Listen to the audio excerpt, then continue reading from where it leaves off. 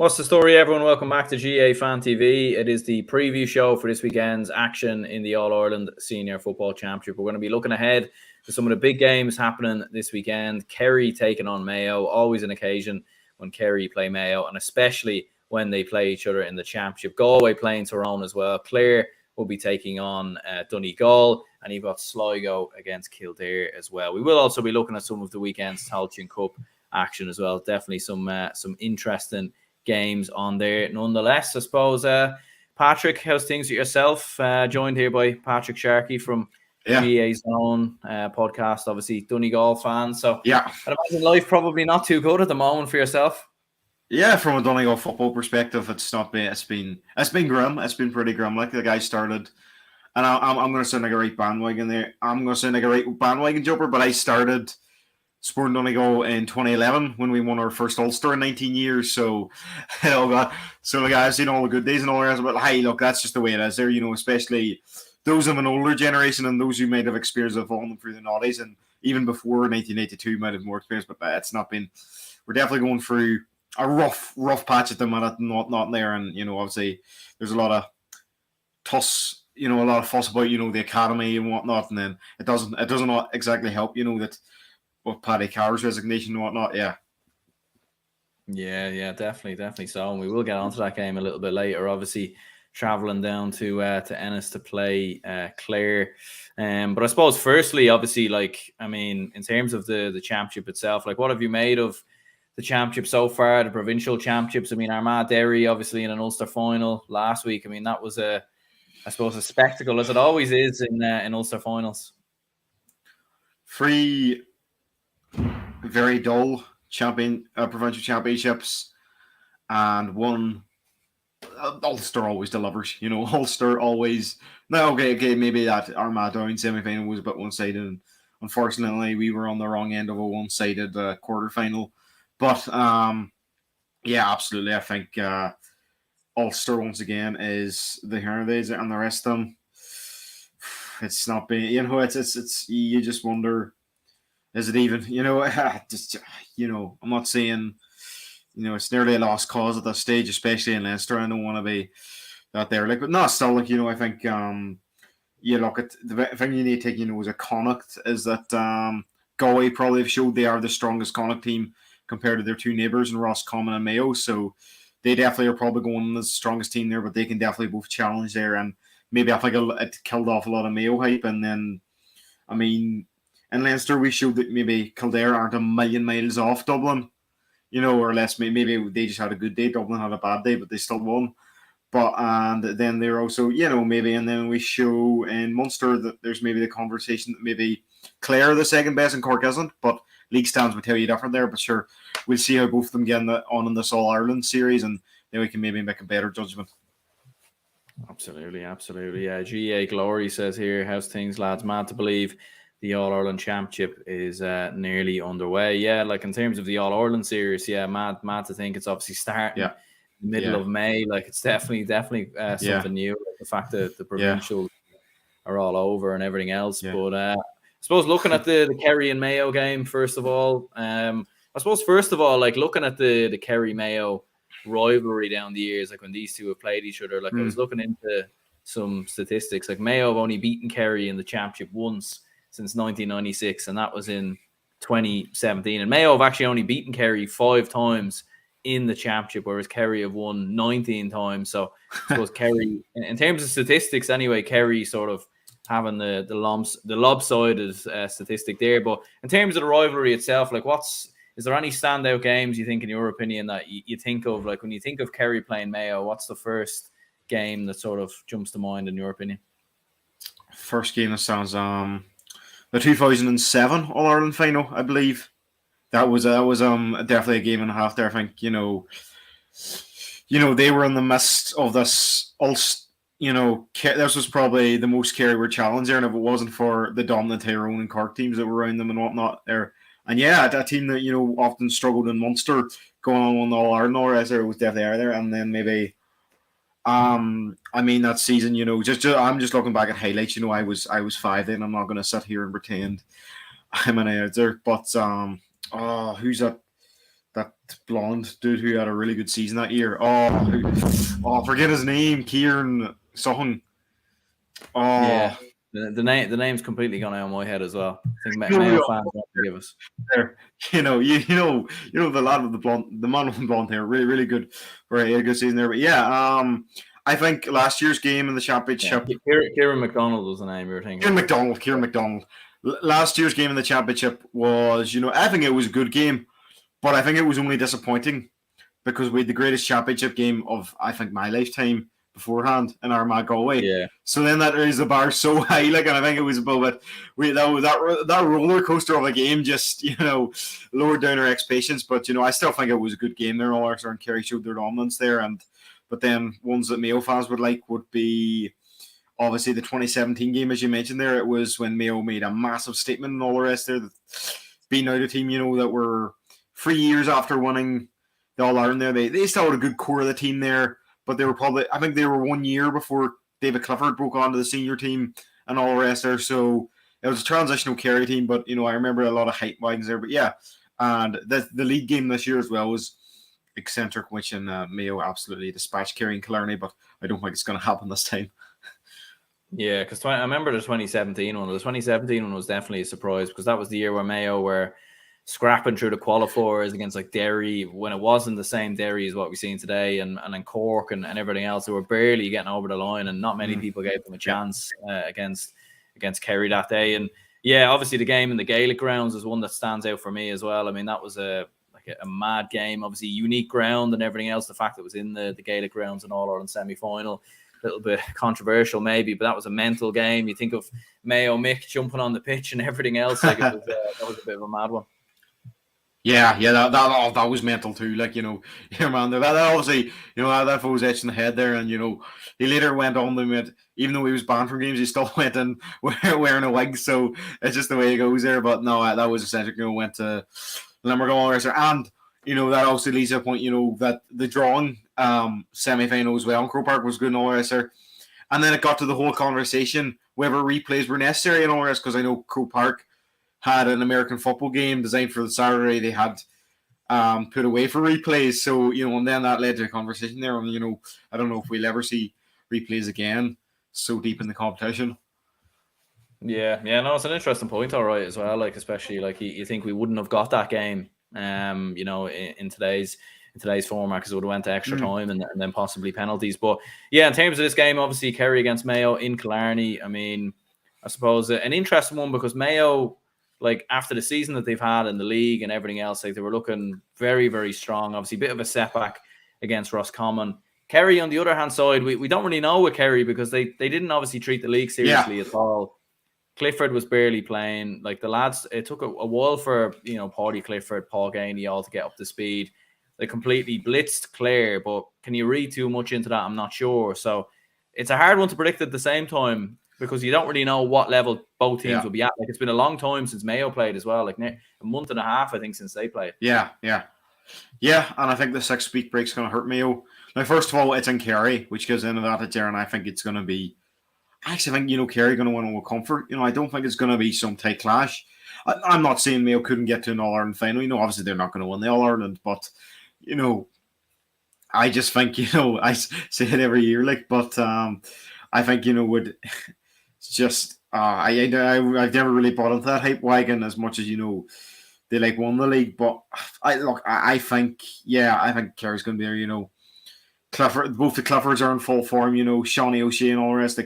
They have a full panel and all the rest. And they've been able to take it easy in Munster. I maybe they took it up a notch against Clare, but I still think Kerry have far too much. This is the exact same team that won the All Ireland. They're the same team that won actually the quadruple last year, all 4 competitions.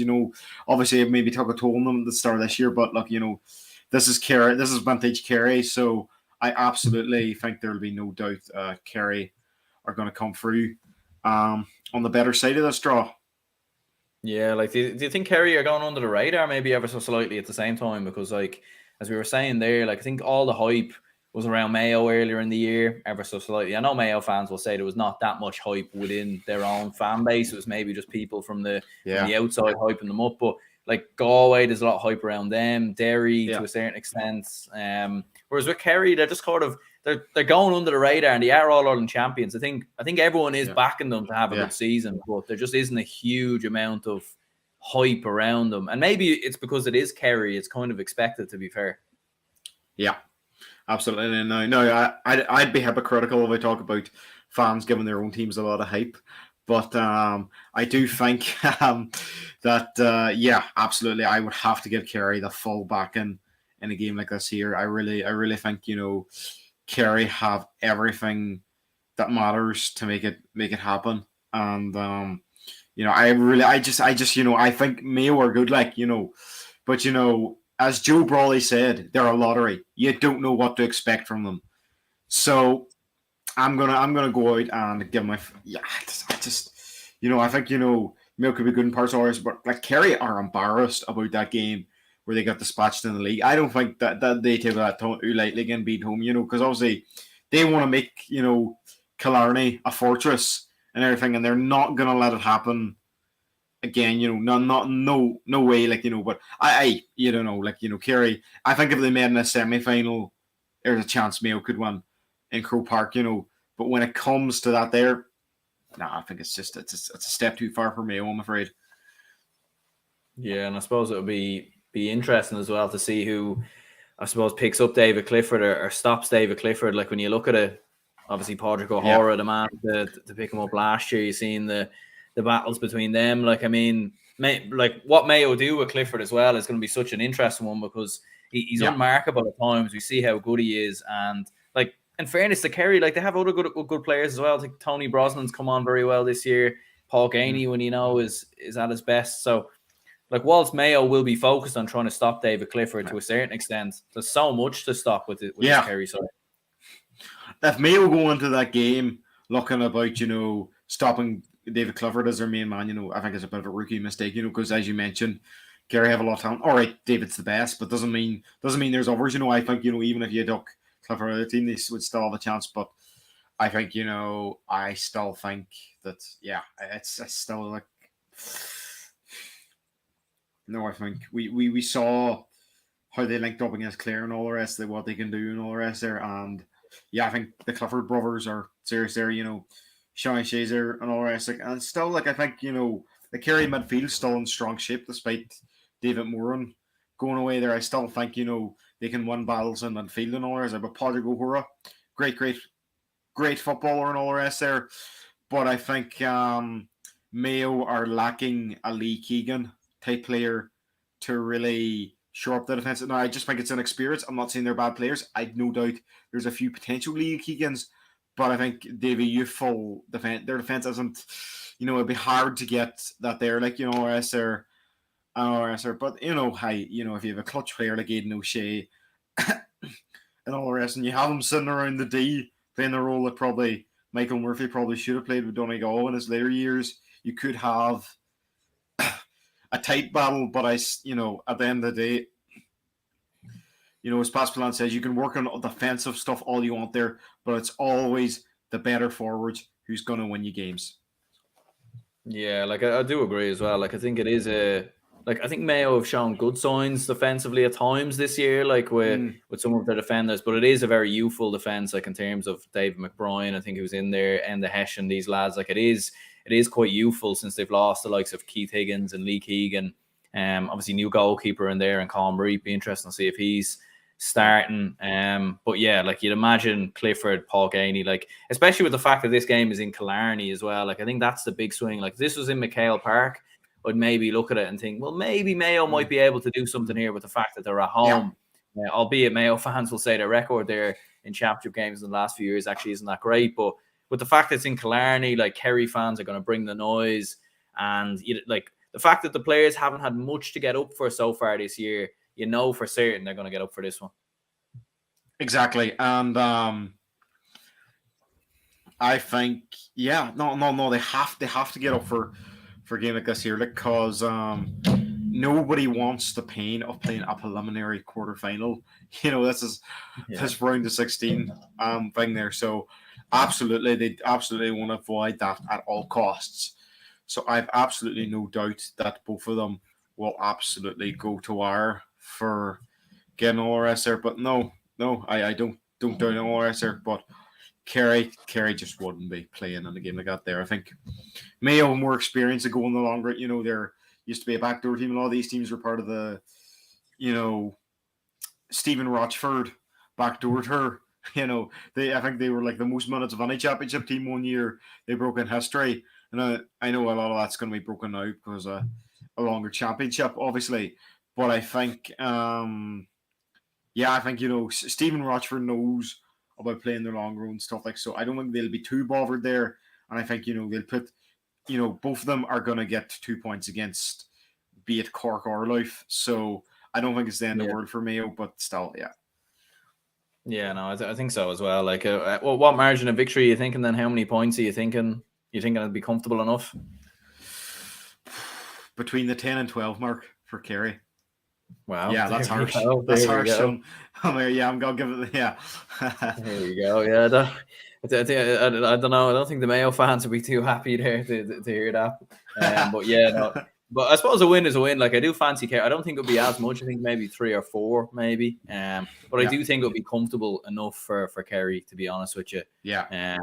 Like, I think they'll control the game very well. And as you said, it's not the end of the world for Mayo. I think they will beat Louth and Cork. I think they will get to the quarterfinals of the All-Ireland series as well. I think they'll beat one of the third place teams. So they will be enough. Denise says, up Mayo, if Owen McLaughlin starts or comes in, I think he'll disturb David Clifford's game plan. And she's also asking for you to go after what you were saying there. Shane saying Kerry be shocked having to play 3 competitive games in a row against decent opposition. Derry for Sam. Yeah, that could be an interesting point, all right. But then again, Kerry have been playing these teams in Division 1. They just haven't they just haven't been at it, to be fair. But yeah, no, I think we're both going with a Kerry victory there. Looking at Galway against Tyrone, I suppose the other game that's part of a double header on GA Go on Saturday. And it's another one as well where you look at it and think, like, obviously Armagh are in this group, so maybe there's a bit more jeopardy for whoever loses this one. But at the same time, another big game, 2 contenders. Tyrone, you never quite know what you're going to get with them.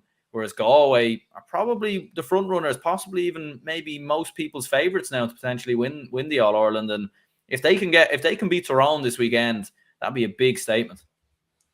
Yeah, they give themselves a good 60 minutes against Kerry last year, so I think they can definitely rattle a few cages. And Salt Hull against Tyrone, no better statement to make. I do think Galway are going to win. Smaller margin than Kerry. We'll get to that later. But I know you put the title there, Tyrone to upset Galway. I don't think Tyrone beating Galway would be the world's biggest upset by any means. I understand you've clickbait and stuff, and that's me as a Donegal man defending Day Road, but it's not exactly the world's big. But I do think that. No, I think Galway have too much quality and all the rest there, and Tyrone, like, they got I don't want to say they got an easy All Ireland, because they're really, especially when there was no backdoor, but that they got through against Donegal at a time when there was Michael Murphy red carded. Now, it was completely his fault. I'm not suggesting otherwise, right?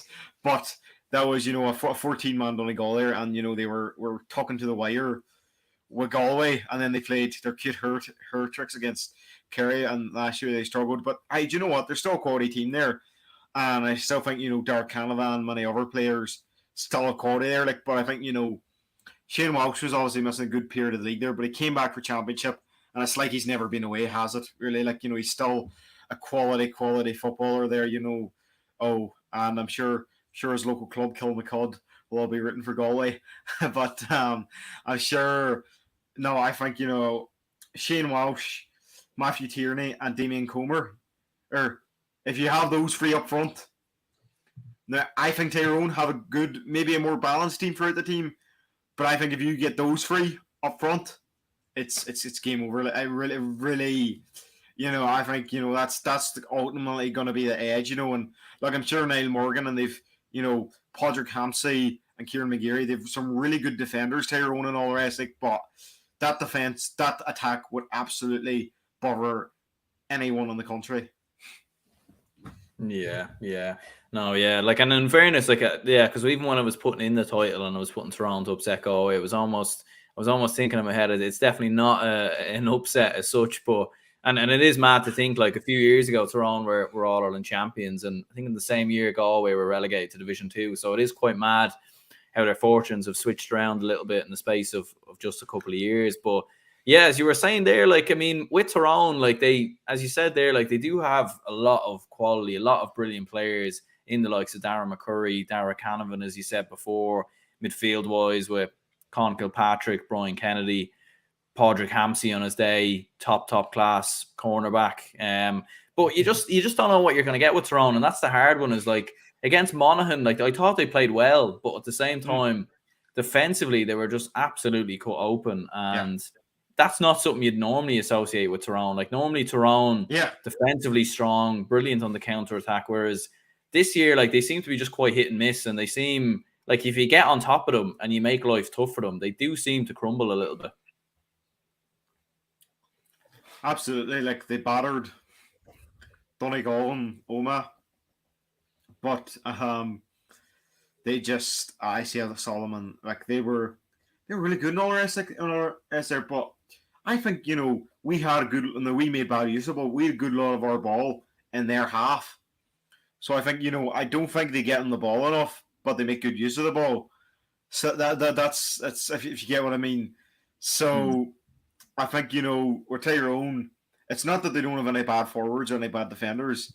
They just get taken out easily. They just need to keep the ball in the opposition half more. I think the ball's in their half too much. Like, I don't think they're being ripped wide open. It's just if you throw enough muck at a pig, some of it's going to stick, and that's what's happening when they allow Monaghan, the likes of Monaghan and other teams, right into their half of the pitch, like, and all the rest there. So I do think there's that there, and whatnot, like, but yeah, I think if you put Ronan McNamee and someone, there could be a shake of one all the rest there. But I really want to, I'm not just saying that, but it's in Salt Hill and all the rest. If it was in Oma, I would give them a chance, but the Salt Hill factor, this is Galway's one home game.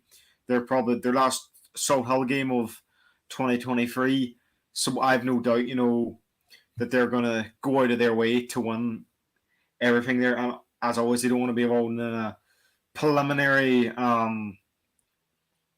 quarterfinal and all the rest there. And they know Armagh has a bone to pick after last year.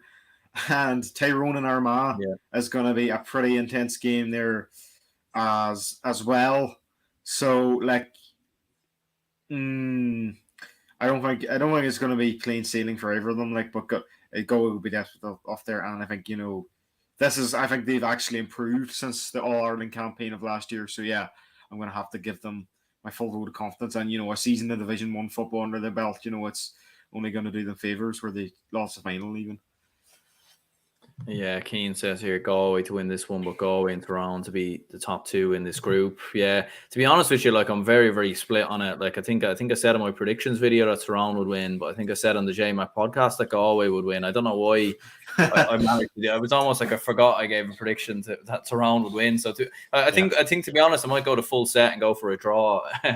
Just give a different prediction in each video, to be honest with you, because it's a really, really hard one to call. Like, I think Tyrone will raise their standards, and I think a wounded Tyrone is always a dangerous Tyrone. And how many times down the years they seem to relish these type of games where it's proven people wrong, siege mentality, but at the same time, from a Galway perspective, like, defensively, they've hugely improved. As you said, like, Matthew Tierney, Damien Comer, both two players in tremendous form. They've added Peter Cook back into their side. Paul Conroy's brilliant on his day. Like, so from a Galway perspective, from 1 to 15, like, physically, I think they're, like, a few years ago, you'd worry whether physically they could match Tyrone and what they brought to the game. But whereas now you look at them and think, like, they look like a seasoned team. They look like a much more experienced team rather than, I think when Pádraig Joyce was bringing Galway up at the start, they looked like a flashy team, but I didn't know if they had much backbone or bottle in the team. whereas now they seem to have that. Yeah, the whole reason Padraig Joyce was brought in the first place because, well, first of all, he won the All Ireland with the under-20s, but it was by taking these lads up and bringing them up and feeding them into some of the first team that was already there, along with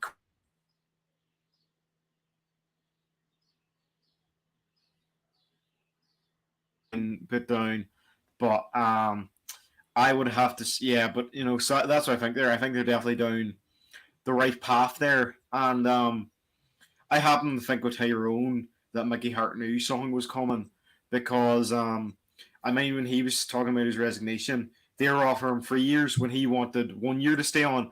It was nearly as if there was only 1 year to get the best out of Tyrone, and nearly like it was all gonna fold afterwards.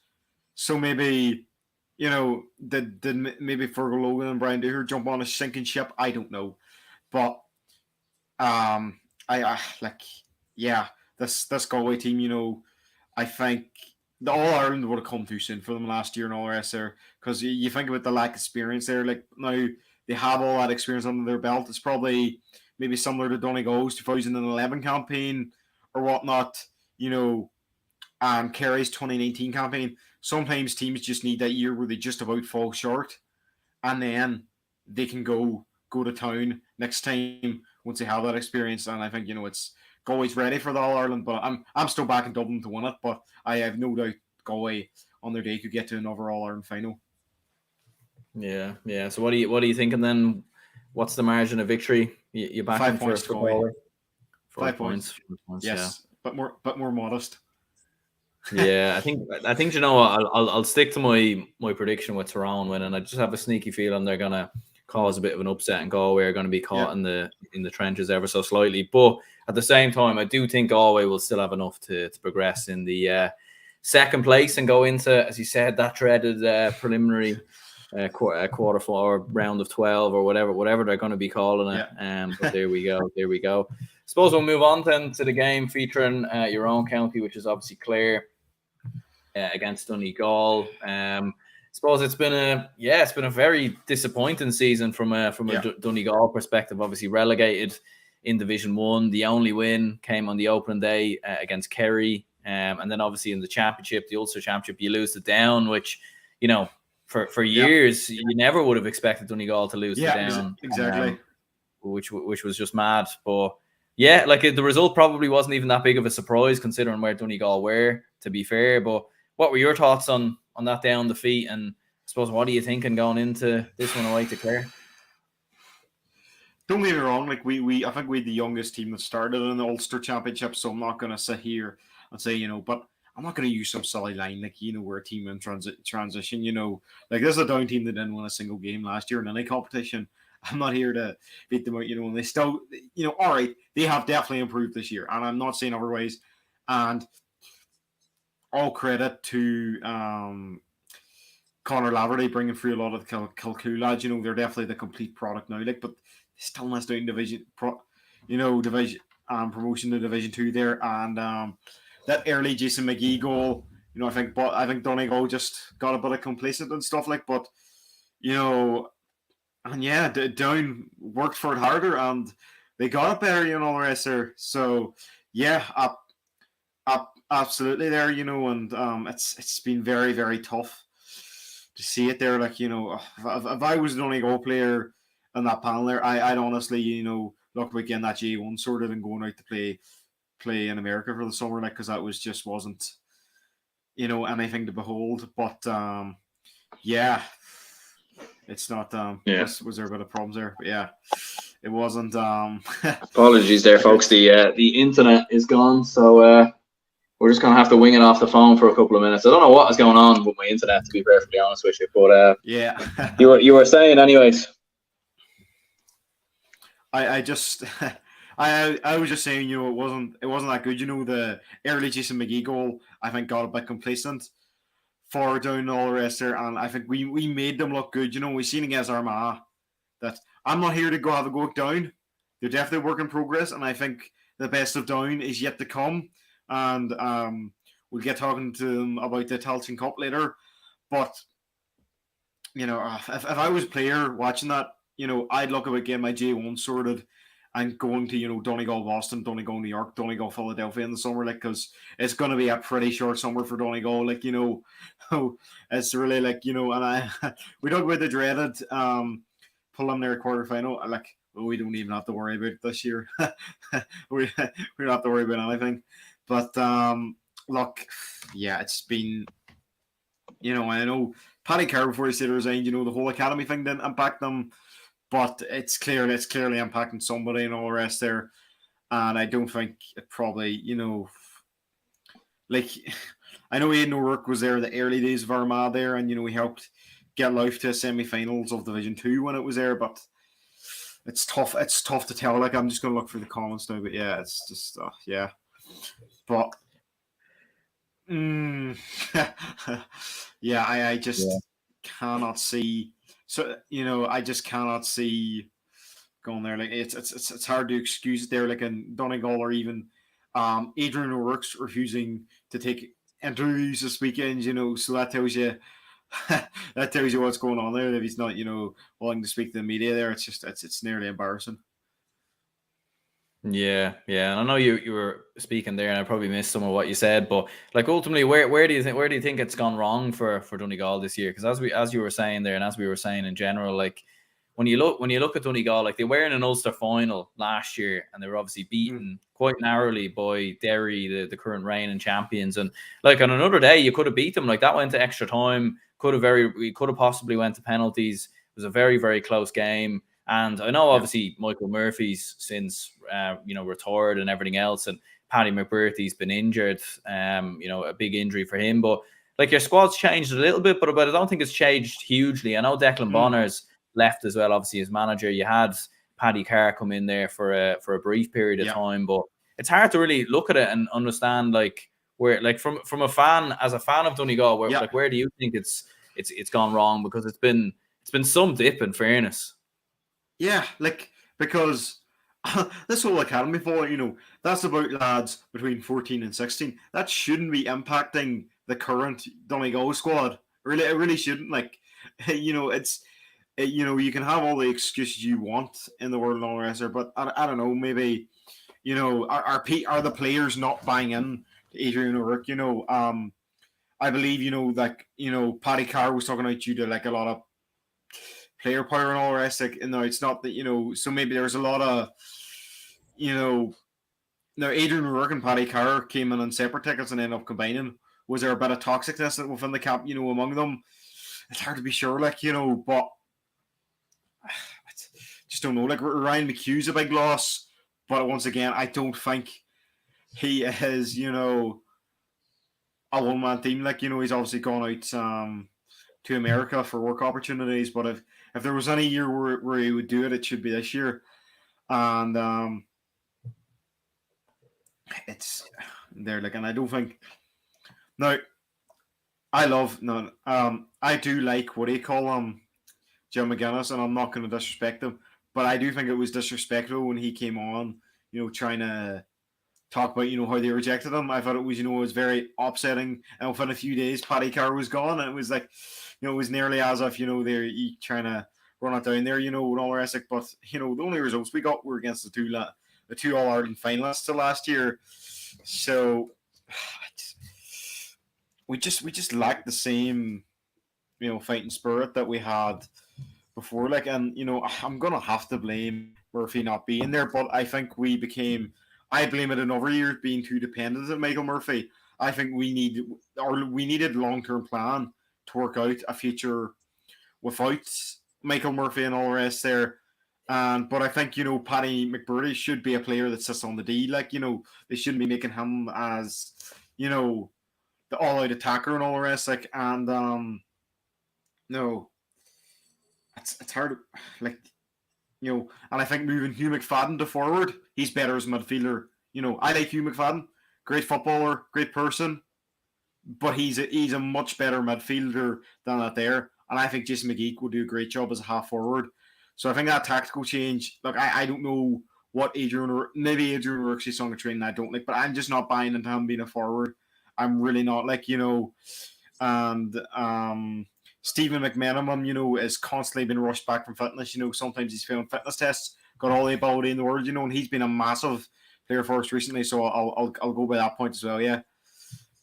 Yeah, I'll just run through some comments here. Noel made a good point here earlier. He said Kerry are the reigning All-Ireland champions and they're playing at Fitzgerald Stadium, Killarney, a venue they haven't lost the championship game at since 1995. So quite the statistic there. But I suppose it is worth reminding that almost all those games were probably in Munster, in fairness. Yeah. It is still a great statistic, nonetheless. Dublin is great, says Galway 111, Tyrone 114, Mayo 216, Kerry 114. So definitely an interesting prediction there. Clare and Donegal will be a draw, says Dublin is great. And also some praise for you there. He says, who is your guest? He is he's great. There we go. Yeah, we'll definitely give you an L plug at the end of the show anyway, where people can go and find you. Gavin says fair play to back up Tyrone to win the group. I just couldn't trust them. Very unreliable. They probably are, in fairness. But ultimately, then, do you think you'll have enough to beat Clare? Because Clare, in fairness, Clare are a very good team, especially in Ennis. I know they got beat by Kerry quite comfortably, but I think it was one of them where it is against Kerry, Munster final, tough occasion, everything else. But you think but with it, with Clare, because they're going to be hungry, they're going to bring energy, they're going to bring the fight, and I'm not so sure if Donegal are, to be honest with you. If Down can beat Donegal, Clare can definitely do it. Yeah. That's I think Clare are winning it, and and anyone who's seen previous episodes, I've often overhyped Donegal, but I'm gonna say it as I just say it's not because you have to look at the teams around Clare's level. And, you look at Down, third in Division 2, Clare second bottom. No, third in Division 3 and Clare second bottom in Division 2. So they're about the same level. Both of them are going to be going hammer and tongs to get up to Division 2 next year. So they're two teams at the exact same level as us, as them. So I'm going to have to back Clare there. And, it's going to be a big time that they're there. And when's the last time Donegal's won an away game? Jesus, when was the last time? Oh, I didn't mean to. The last time Donegal's won an away game. Let me think. You have to go back to last year, obviously, yeah. We've won neutral games. We obviously beat Cavan away in Clonus. I mean, if that counts, but I know it's neutral. But yeah, you're right there. We're not even winning home games now. Game there, so yeah, we still have good players at our disposal, but it's just not gonna be, it's as strong. I just don't see Donegal. I'm just gonna have to judge off current performances, and they're hiding some because Adrian Rourke isn't even speaking to the media, and I'm gonna give Clare all the backing, because I think they do have a great team, and I do think, they were very unlucky against Dublin. I know they got relegated, but, they have a great team, and Colin Collins there, this is a team that beat Roscommon last year, and, Derek Keneally will have his work cut out and all the rest there, and, even looking at Aaron Griffin, Joe McGann, Mark McKerney, Kieran Downs, Keeling Sexton, these are top forwards, and they could easily go toe-to-toe for forwards, and, even Dar Bohan in midfield and Darren O'Neill as well, so, he obviously looked good for Aero Guinness, but yeah. Yeah, no, I think so as well. I know Cleary, as we've seen on his day, is a top-class forward, in fairness. Dublin is great. He's asking, are you from Donegal or Tyrone? He is a Donegal man, so... I'm a Donegal man. Yeah, I don't know if that's the first or last time you'll get mistaken to be a Tyrone man. I've had people who think I was from Derry and Tyrone. I've once had someone think I was from Callan, which is strange, but I can understand Derry and Tyrone because we border them, but whatever. Yeah, but yeah, no, I suppose anyway, to wrap it up on that game, I think fancy Clare to win by 2 or 3 points. Last game from the All-Ireland series is Sligo against Kildare. I suppose it's going to be tough for Sligo. I do feel a bit sorry for them being in this group, or being in the the group stages. I know it's great for them, like they got to a Connacht final, and it's brilliant for them and all the rest. But at the same time, like they're not, against Dublin and Roscommon, what's going to happen? They're probably going to get beat quite comfortably. This game's in Markovich Park, like Kildare at times, you don't know what you're going to get from them, but they surely must be too strong to beat Sligo. Like they do have good players, and following on from that performance against Dublin, where they nearly did beat Dublin at Croke Park, they would have went on to win the Leinster Championship. So, like, I think Kildare, with the players that they have in Jimmy Hoyle and Daniel Flynn, as long as they're starting, like even without them starting, I think they win. But as long as them two start, I think it will be comfortable. What do you think? I'm going to go against the green here. And it's on me to predict the turn. I'm going to go for a draw. Because I think Kildare, they always drop down to their opposition's level. Whoever Kildare play, they always play at the same level as their opposition. It doesn't matter. I know that was good performance against Dublin, but they've had other good performances in like Super 8s and stuff where they went toe to toe and sometimes even beat strong opposition. But that's always the Kildare way to do that, And it must be frustrating being a Kildare fan, and that's me coming from Donegal, man, because they're going to just drop down to their level. They're a bit like the Irish soccer team, I think it's crazy, like just the way they go on and like we've seen Division 2, like they were being mopped around, and they were nearly on the brink of Division 3. So, like, they struggle. Like, and this is going to be Sligo's big game, They're going to struggle against Roscommon and Dublin, That's the Markovich game, It's probably the biggest game in Markovich Park since was the 2015 Connacht final held there. I would say it's probably the biggest game in the last decade in Markovich Park, Oh, and all the rest. And now both teams are going to have their under 20 All Ireland finalists available, but I don't know if they'll be betting that quick, as we might see the effects last year, but. We have to remember this Sligo team, like, in their last 10 games, they've only lost one game.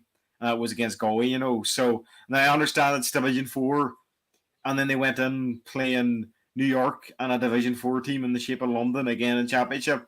So, it's hard to tell, like, and all the rest, like, but, they're quite convincing against Wicklow and all the rest there. So, I have a weird feeling that Sligo are going to get a draw there because, They started quite brightly against Galway. They'll go full out attack. So I know there, but they'll be a bit more sensible at the defensive side of things. I know it's. Yeah. I mean, look, I do get your point. At the same time, like I think when you look at even when Kildare played Wicklow, for example, I know they beat them quite comfortably in the end, but I think they were 3-4 points up at half time. Like it wasn't plain sailing, and it was keeping an eye on score BO and everything else. Like it wasn't a complete dominance from Kildare. And I suppose when they played Limerick, like it wasn't the most convincing performance from what I heard, even from speaking with some Limerick fans. But I think at the same time, like Sligo have played, as you said, London, New York, Division 4 sides all year. They haven't played like even like I know Kildare are Division 2 side, but they just haven't played the team, the standards of these kind of teams, of the likes of Kildare. I know they played Galway in a Connacht final, and obviously were beaten quite comfortably. But to be fair to Sligo, like they were competitive, like they did give it to Galway at times, and especially with the fans behind them, like in Markovich Park, Sligo, passionate county. Like I don't think it will be plain sailing for Kildare, but I think the quality of their players, the quality of their forwards, like they should have enough, in my opinion, to physically as well. I think they've come on strong. They were competing with Dublin very well physically, so like they should have enough for Sligo, but. You're saying a draw? Yeah, I'm going to go against the green. I know. Yeah, Keane says here, Sligo to win Markovich Park is a tough place to go. Glenn Ryan should be happy. It's not in Croke Park. Yeah, there we go. Dublin is great. Yeah, I think that's just a reply to a different comment. Kildare will edge you, says Jack. Yeah, like it. It's a hard one to know. Like I wouldn't be surprised if Kildare turned it on and won by 8-9 points. It wouldn't be a big surprise. But like with Kildare, like, I think when Kildare started a lot of games poorly, in my opinion, against Cork, against Derry. I don't think Dublin put it on them. I don't think Dublin were at their best. I think if Dublin really upped the gear and upped the ante, I think they probably could have beat Kildare a lot more comfortably than they did. I I just don't think Dublin were really bothered with that game. But like that's the thing with Kildare, as you said, like dropping their standards and everything else, you just don't know what you're going to get with them at the best of times. Exactly. You know, that's the thing. You know, if they could go toe to toe with anybody, or you know, but they never go out to, you know, they're there and all the rest, and they obviously have their mind on Roscommon and what do you call it, and Dublin obviously as well, which has meant, well, I know no Dublin comes next year, so I'm not just gonna say they're going. I know they'll put the best 15 possible out there, but you know, you look at the way, you know, Kevin Feely's been rushed back from injury, and he's a good footballer as well. Like, but yeah, we'll get to the Tailteann Cup after this, but I just think, you know, it's going to be really, really hard to see anything going there. Like, I just have this weird feeling. This weird sixth sense there, and you know, I make about 100 bold predictions a year, and about one of them come true, and I hail myself as a genius. So, and none of them seem to be coming true so far. So I have to maybe just go out in that lemon so far and all the rest. Like, but I think, you know, it's Sligo's only chance to get a point. You know, maybe sneaking into that preliminary quarterfinal. And, you know, so that's my thing there. Like, so the Sligo, this is the biggest game of their lives, but they're not going to take it as serious. So it's all up here, I think. But if it was, you know, if it was straight knockout, I'd back there. But it's only the group stage, so no, not really. Yeah. It's an interesting point, all right. And I suppose, yeah, like Kildare could be looking ahead to that Dublin game to try and get some sort of revenge. Roscommon, there's obviously links there with Davy Burke and everything else, so maybe they might get caught thinking further ahead. But Mikey says, will the Sligo Dublin game, neutral game, be in Croke Park? I don't think so, to be honest with you. I think I'm not too sure where. Breffni Park, I think, would probably be the ideal place to play it. But we'll see what happens. I wonder how many of the under-20s last weekend will be involved in this match. It's a good point. Definitely could be a few Sligo players potentially involved. But yeah, you're going for a draw. I'm going to go for a Kildare win by I think I'll go 5 points. I think is the margin of victory.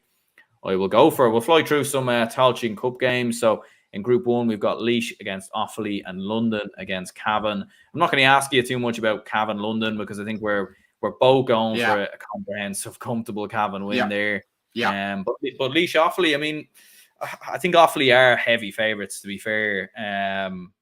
But you look at it and think, could Laois do that? Probably not. But I guess this one's probably one-sided as well. I think, you know, I'm going to go for Offaly to nick it by goal. I think, you know, I say, you know, by three Offaly points, I think would be enough to sell the difference. I definitely think because it's a derby, Laois will be fired up for, you know, to have lost in the fashion they did against Cavan. You know, it was fair enough to see 5 to Dublin, but, you know, against a fellow Tailteann Cup team, it's not exactly, you know, ideal, but I do think after that game there, like, it's not going to be, I'm going to have to back them there. Like, you know, this is a team that couldn't get out of Division 4 against a team that probably, you know, on their day they were playing Division 2 last season, so I think, I've no doubt, you know, that we've seen the best of, I won't say the hammer Laois, but, you know, David Dempsey, Cian Farrell, many others, you know, there's, you know, Niall McNamee isn't going anywhere, you know, he's like a fine wine. So, I have to go there, and, you know, they're obviously, I think, you know, they've picked up, especially after losing a manager mid-season, but, you know, for Liam Curran, so, it's definitely going to be one there, and Laois, they've been, you know, I always thought they were better in Division 4, look, but you are where you belong, and they just haven't been, you know, hitting the high notes, you know, I don't know, but probably needs to be a big change in this after the championship for them, like, but Mikey says here, Laois have it in them to overturn Offaly. Remember the Leinster Championship last year, Offaly slipped up against who? I think it was Wexford actually who beat Offaly last year. Yeah, it was But at the same time, like, Laois do have good players in them. Like, even again, I was watching the game against Cavan for the opening half. I thought they actually played quite well. They were competitive. Evan O'Carroll got himself a goal. But I think, yeah. There we go. I suppose he was saying Wexford aren't better than Laois. They're probably not, but Wexford are such a strange one. They're a bit like, as you said with Kildare, they raise the levels to the teams they play at the best times. But we'll get onto them a little bit later. Denise says Longford have lost Darren Gallagher to injury. Rian Brady and McGivney brothers all left after the O'Byrne Cup victory. Longford were class with all those players. Yeah, definitely. I agree. Definitely a lot of worrying signs from a Longford perspective. The Group 2 matches then, Waterford against Meath and Tipperary against Down. Are we both going with Meath and Down victories here? I mean, can Tipperary do something against Down? I don't think so. No, I don't think so. Down are definitely, they beat them in the league and they've only come better in Championship, and no, not going to read them too much beating Donegal. It's we're giving away wins to everybody, but it's not going to be. I'm going to have to back Tipperary. I'm going to have to back Down. Yeah, and as for me, yeah, like, no disrespect to Waterford, they're about London, New York level. I really, they're the weapon boys of every league, and I want to be as respectful as I can to Waterford. They've about 1 or 2 wins in the maximum per season, but you have to keep it, realistic there. Like, other than again that Division 4 semi-final against Antrim a few years ago, they haven't really been. Last 10 years have been a dull affair, and I haven't seen anything in their opening game to change it. So yeah, I'm gonna give like 13.1 to me for something. Like, yeah, it's gonna be pretty one-sided. Yeah, Dublin is great. Says if Meath and Down do not win, they'll be in big trouble. Yeah, they definitely will. And obviously, both of those two sides it's kind of like I think the group stages in the Tailteann Cup, I don't know if they really work, to be perfectly honest with you. Like, you're seeing a lot of, like, run through a lot of these games, and a lot of them will be quite comfortable. But I think Meath and Down be very, very comfortable victories there. Looking at Group 3, Carlow against Limerick and Longford against Wicklow.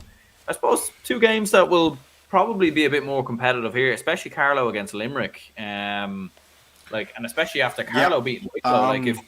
If Carlow could pull off a result here, it'd be incredible. Like, Limerick were in Division 2 at the start of the season. I think they will be favourites to beat Carlow, and I think they will beat Carlow. But at the same time, like, if Carlow can get something here, then that's them definitely out of the group. Yeah, this is Carlow's designated home game, and look, Sean Gannon, is as good as a midfielder you'd find anywhere. But this is a Limerick team that left it behind against Cork.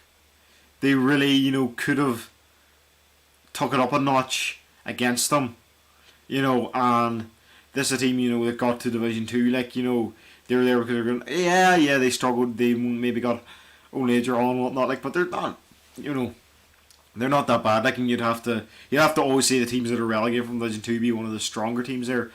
So, no, I'm gonna go out and say Carlow v Wexford.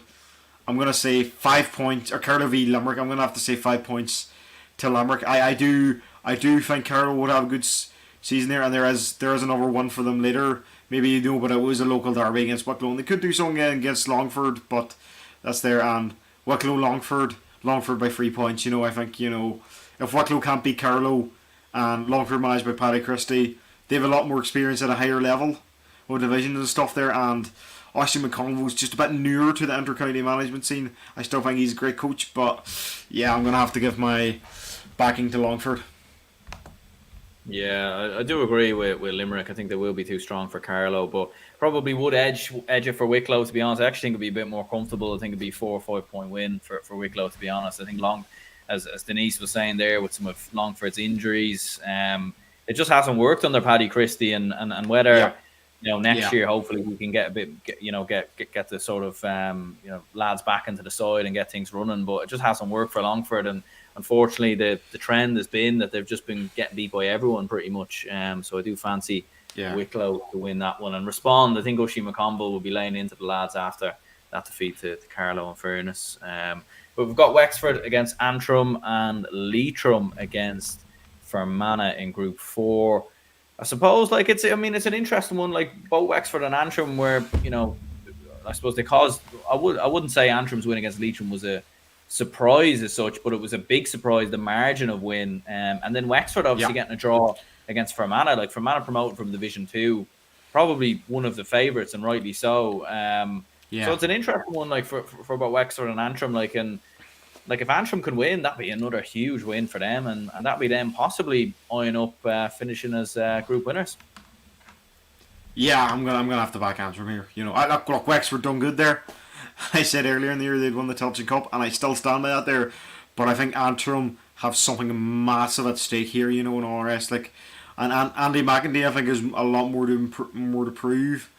I'm gonna have to give my full backing to Antrim here, like, you know, because they've been quite good, like, since getting knocked out of Ulster, and you know they were, you know, they're hit and miss in Division 3 and all the rest there. You know, they got well battered by Westmeath, but I think they've really growing into themselves now, like, and it's just because they come from an ultimately tougher province that they just lack that there, like. But no, I'm gonna have to say Antrim's there, like, and all the rest. Again, Declan Lynch is, you know, as good of a defender as you'll find anywhere. So not saying that there, and you know, Matthew Fitzpatrick, you know, a great footballer. So yeah, I'm gonna have to get my full back into Antrim.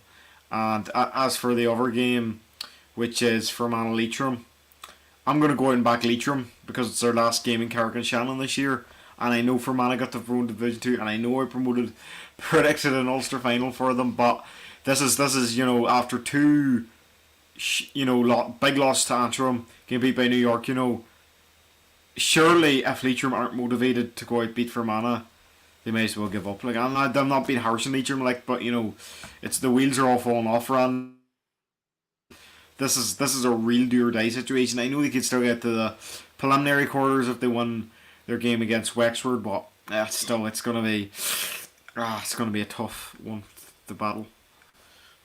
Yeah. I suppose Mikey was saying here, I think Longford will beat Wicklow. They had a good performance against Limerick. They did have a good performance, in fairness. So maybe that will stand them going into the game against Wicklow. Keane says hopefully Leitrim can get up and running against Fermanagh. They threw it away against Antrim. A win for Leitrim could change everything and get them back into contention. And Wexford to take Antrim at home, and Fermanagh to knock Leitrim out of the Tailteann in the local derby. I think I'll go for. I think in terms of my own, I think I will back Antrim. Like, I think I've gone against Antrim quite a lot this year. And I think you have to give credit to Andy McEntee. He definitely is getting a tune out of this Antrim side, and they're picking up big wins and big results. And I think they will be too strong for Wexford. You never quite know with Wexford. They do tend to produce the odd good big performance, but I think they've had their yearly good performance now already. So I think things, you know, normality will resume, and Antrim will beat them comfortably. And as you said there with Leitrim Fermanagh, like, I do think Leitrim will play well. I think they'll raise the standards. But I just think Fermanagh will beat them. I think Fermanagh will just edge it. I think Fermanagh just have a bit more quality. But there we go. Dublin is great. If Leitrim do not win, they are dead. I wouldn't go as far as that. That's probably a little bit far there. But there we go. Denise says, is there a possibility that Mayo and Kerry could draw? Or does there have to be a winner on the day? They can draw. They can draw because it's a group stage game. Yeah. So they can draw. But yeah, I suppose before we finish up, player of the week, bet of the week, what are you thinking? Are you asking my player of the week from last week, or the player to look out for this week, or so? Yeah, player to look out for this week, yeah. Player to look out for this week. Well, as you're all aware, who's going to be the best player? I'll have to give it to David Clifford. That's going to be pretty obvious, but I'm just gonna say the most high profile man in the country is going to go out and get it there and all the rest there. But if I had to go with someone out there, Jack Kearney, you're right.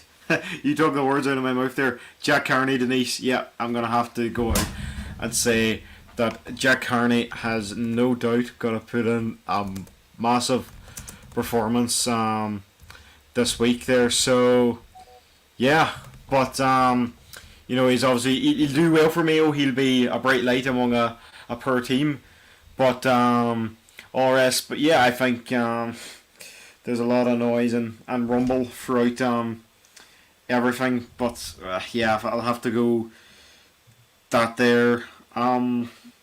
Root and yeah, Sligo. I think Jack Lavin's looked good from coming from the under-20, so I'd have to give there. Like, if they get a draw against Kildare. Yeah. I suppose there is a lot of great players. In fairness, it's hard to kind of think of one off the top, but yeah, like I think like looking at the Galway Tyrone game, I do have a feeling Padraig Hampsey is going to have a brilliant game for Tyrone, so I think I might go with him to be I suppose player of the week, and then in terms of I suppose bet of the week, because I suppose there's probably not a game. Maybe Carlo to turn over Limerick, I think might be a surprise. Maybe that one, but yeah, there probably isn't too many. But you said it, yeah, Sligo Kildare draw, didn't you? Yeah. So that was my bet. Yeah. Mikey says Podge Collins for Clare. He could could have a big game. In fairness, I suppose before we finish up, then your own podcast, GA Zone. Where can people find it? You can find it on Spotify and all the usual podcast platforms. And we'll start on a StreamYard live stream before it being uploaded there. Probably similar enough to actually what you do with your own channel, but it's going to be on the GA Zone Facebook. I'm a bit of cheapskate, not buying for the better StreamYard package, but if I ain't there, just because I have the biggest audience there, like, so it's easier just to get things going there. We're talking to Wayne McNamara, former Limerick hurler, looking back at Limerick season and looking at some of the big games at this weekend. So yeah. Perfect. Well, look, we'll go ahead and wrap this up here. So cheers, Patrick, very much for coming on. And for everyone who's tuning in, if you could hit the like button and subscribe, that'd be absolutely fantastic. And thank you very much for watching, and we'll speak to you soon.